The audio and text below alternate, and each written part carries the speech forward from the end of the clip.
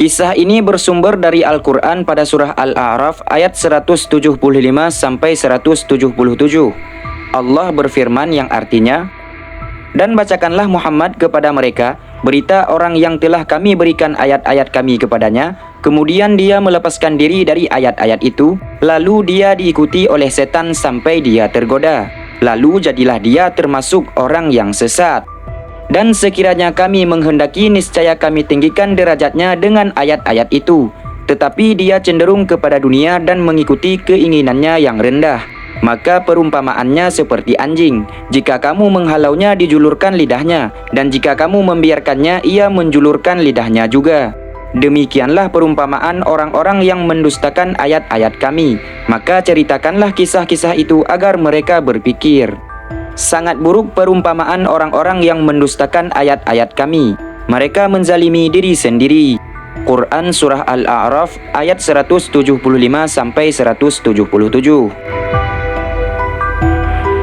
Kisah ini merupakan kisah yang penting sehingga Allah mengabadikannya di dalam Al-Quran agar manusia mengambil pelajaran dan mengetahui hukuman bagi orang yang tega menjual agamanya hanya demi harta dan kedudukan dunia. Dalam Al-Quran memang tidak disebutkan namanya secara khusus, tapi berdasarkan kisah dalam ayat tersebut, para ahli tafsir Al-Quran menyebutkan bahwa cerita itu mengarah kepada seseorang yang bernama Bal'am bin Ba'ura, seorang alim ulama yang hidup di zaman Nabi Musa alaihissalam yang kemudian dikutuk oleh Allah Subhanahu wa ta'ala. Dalam sebuah riwayat disebutkan bahwa Bal'am ialah seorang ulama Bani Israel. Ia terkenal sebagai seorang lelaki yang taat dan mustajab setiap doanya, sehingga orang-orang datang kepadanya untuk meminta doa saat mereka mengalami kesulitan. Dari Ibnu Abbas radhiyallahu anhu meriwayatkan bahwa Bal'am pernah didatangi oleh istrinya dan meminta agar Bal'am mendoakannya agar menjadi seseorang paling cantik di kalangan wanita-wanita Bani Israel. Setelah doanya terkabul dan istrinya menjadi yang tercantik, lalu sang istri malah membenci Bal'am dan meminta berbagai hal kepadanya. Bal'am yang marah kemudian mengutuk istrinya menjadi seekor anjing betina. Dari kejadian tersebut, anak Bal'am kemudian menjadi bahan olokan orang-orang karena ibunya telah menjadi seekor anjing betina. Karena tidak tahan menjadi bahan bulian, anaknya kemudian meminta Bal'am berdoa agar ibunya menjadi seperti sedia kala. Setelah Bal'am berdoa kepada Allah, sang istri pun dikembalikan Allah seperti wujud aslinya. Masya Allah, begitulah saking mustajabnya doa-doa yang dipanjatkan Bal'am bin Ba'ura.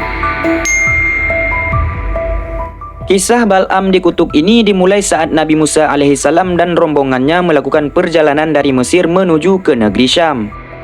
Di tengah perjalanan, mereka lalu singgah di tanah Bani Kan'an, yakni tempat di mana Bal'am itu tinggal.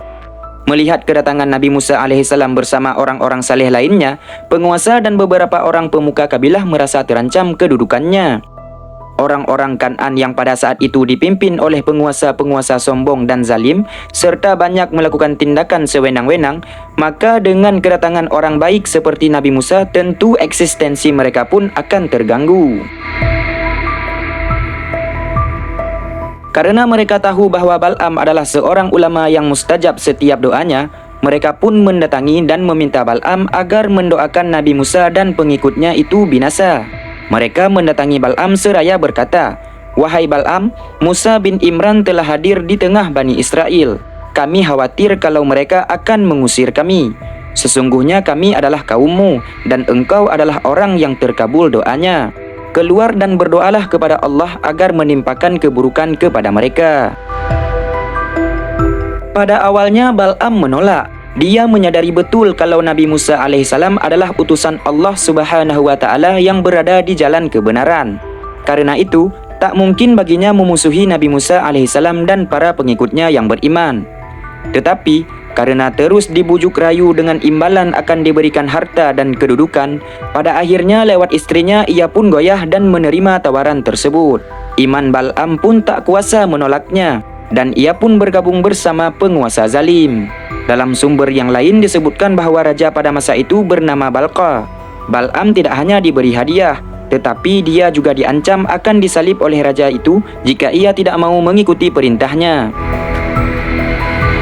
Beralih ke sisi Nabi Musa alaihissalam.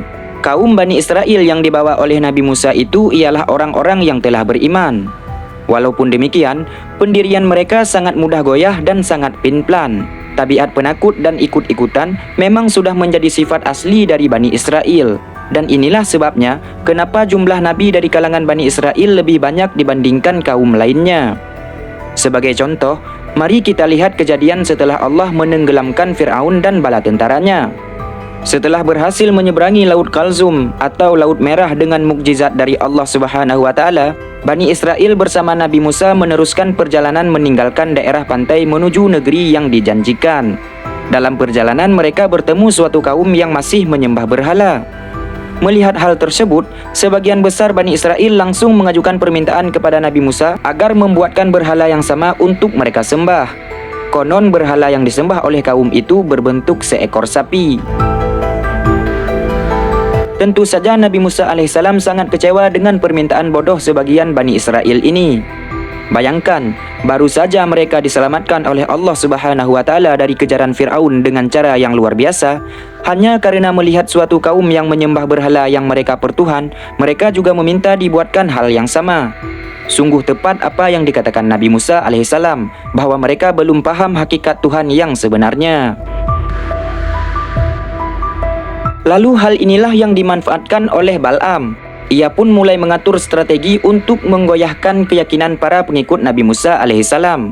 Di antara strategi Bal'am dalam mempengaruhi Bani Israel yang dipimpin oleh Nabi Musa alaihissalam ini adalah dengan cara mengirim wanita-wanita cantik dari kaumnya untuk menggoda kaum yang sedang melakukan perjalanan jauh ini. Tentu saja di tengah perjalanan dan hausnya hasrat, tanpa sepengetahuan Nabi Musa alaihissalam, akhirnya sebagian mereka tergoda untuk berzina yang membuat kaum Bani Israel mendapat celaka dan siksa berupa wabah.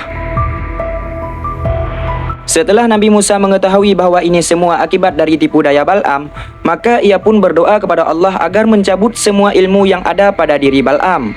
Disinilah Bal'am merasa kerugian karena telah kehilangan dunia dan akhirat. Akan tetapi, ia bukannya bertaubat. Ia malah semakin jauh mengikuti hawa nafsunya.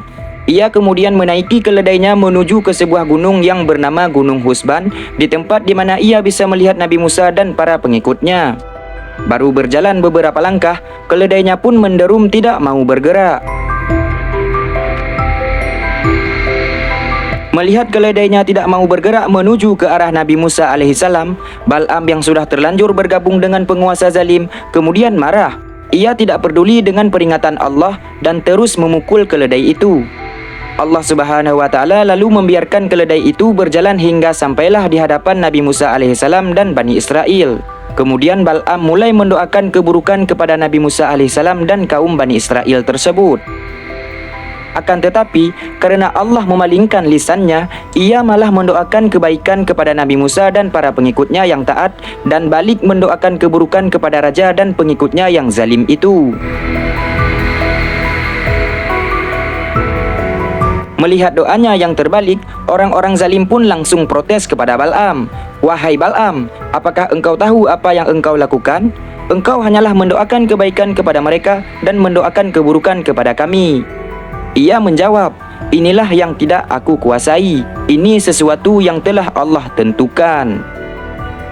Setelah mengatakan itu, kemudian lidah si Bal'am menjulur sampai ke dadanya. Lalu ia mengatakan, "Sekarang telah hilang dariku dunia dan akhirat. Tidak tersisa lagi selain makar dan tipu daya. Maka aku akan membuat makar dan tipu daya untuk kalian." Setelah Bal'am mengatakan hal tersebut, Allah Subhanahu wa taala lalu menurunkan berbagai macam bencana serta penyakit menular yang menewaskan lebih dari 70.000 orang dan menjadikan lidah Bal'am menjulur seperti lidah seekor anjing. Ketika di dunia, Allah hinakan Bal'am seperti seekor anjing yang setia pada majikannya. Diberi peringatan ataupun tidak, ia akan tetap menjulurkan lidahnya, dan di akhirat kelak ia akan mendapatkan siksa neraka yang begitu dahsyatnya. Begitulah kemurkaan Allah Subhanahu wa taala terhadap penguasa zalim dan ulama yang rela menjual agamanya hanya demi harta dan kedudukan duniawi. Na'udzubillah. Semoga negara kita ini dijauhkan dari ulama seperti Bal'am, dan semoga Allah senantiasa menunjuki ulama-ulama kita kepada jalan kebenaran agar mereka bisa menunjuki kita kepada ajaran yang diridai oleh Allah dan Rasul-Nya. Amin ya rabbal alamin. Semoga video ini bisa meningkatkan pengetahuan dan membuka wawasan kita semua. Wallahu a'lam bissawab. Saya Azmi, mewakili tim Islami keren yang bertugas berterima kasih atas segala perhatian. Mohon maaf atas segala kesalahan pengucapan. Akhirul kalam. Wassalamualaikum warahmatullahi wabarakatuh. Sampai jumpa di video-video menarik lainnya, insya Allah.